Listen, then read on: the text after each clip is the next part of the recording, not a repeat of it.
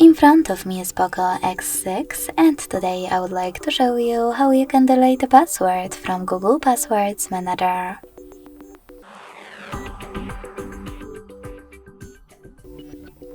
Begin by opening Settings and scrolling down to access Google.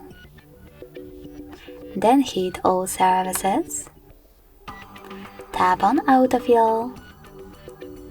Autofill with Google and Google Password Manager. Finally, click on your password that you wish to delete and enter your screen lock. Then hit the Delete button and confirm your choice in the pop-up. Thanks so much for watching. If you enjoyed this video, leave a like, comment and subscribe. Bye!